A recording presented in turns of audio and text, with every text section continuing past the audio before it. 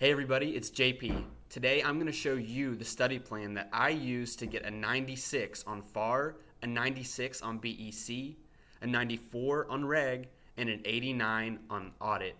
And I'm also going to share why I think having a study plan is so valuable when you're studying for the CPA exams and share how it can help you pass your exams. So here is the study plan that I'm talking about. This plan has a tab for each exam at the bottom. One for FAR, Reg, Audit, and BEC was the exam I took, but now you could fill that in with your discipline exam. And one thing to note on each of these plans is it highlights each week what you're going to be doing with some budgeted hours, the amount you want to study, and then you can log your actual hours, the amount of studying that you actually got in. In addition to this, you can kind of map out the content that you want to cover. So here off to the right, I was trying to cover FAR 1 in Becker that week, and then FAR 2, F2 in Becker the next week. One key thing that I highly recommend when you're putting together your study plan is to schedule your exam before you start studying.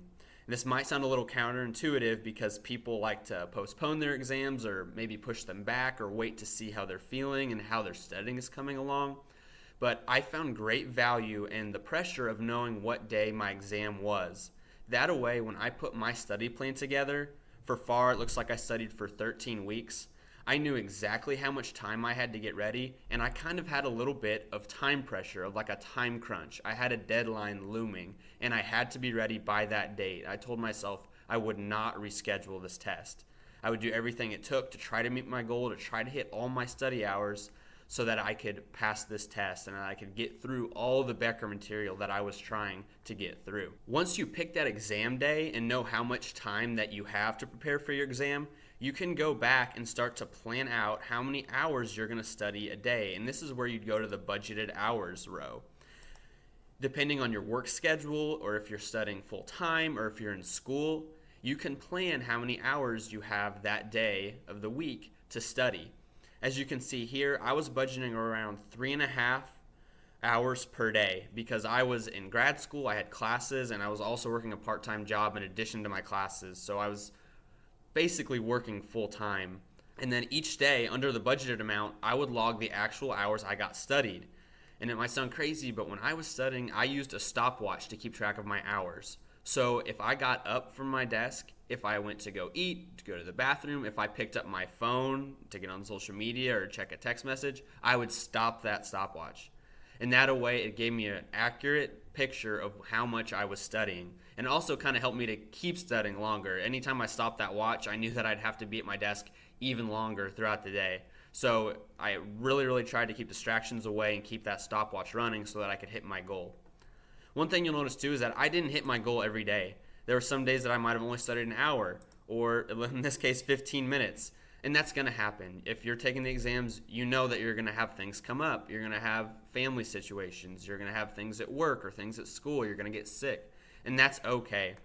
You'll see at the end of my week, the budgeted hours are totaled and the actual hours are totaled, and it gives you a difference.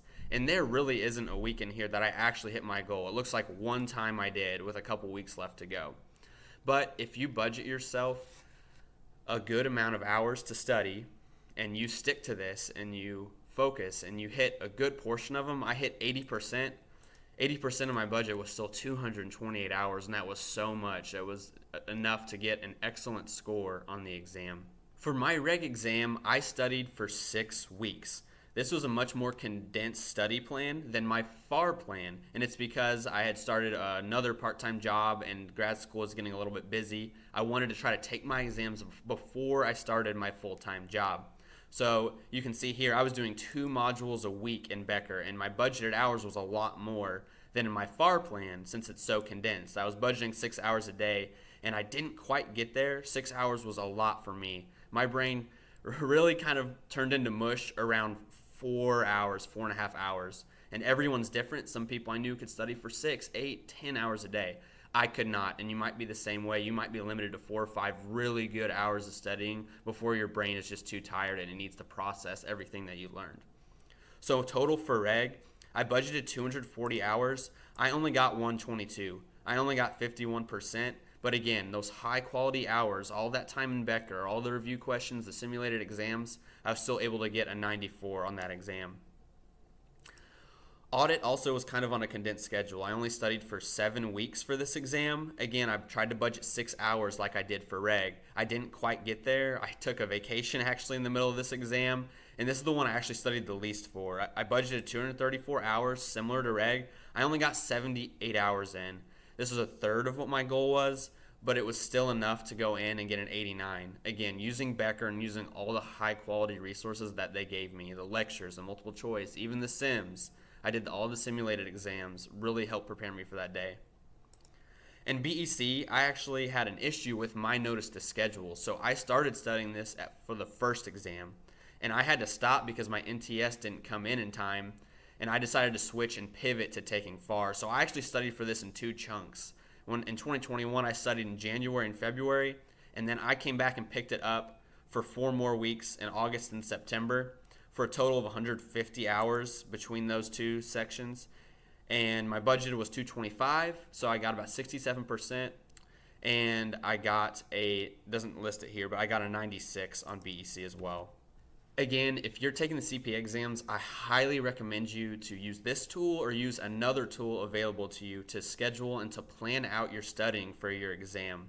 It can help you stay organized, it can help you stay accountable, and show you how much progress you're making and show you really all the time you're putting into this and help build some confidence that you'll be ready to pass the exams come exam day.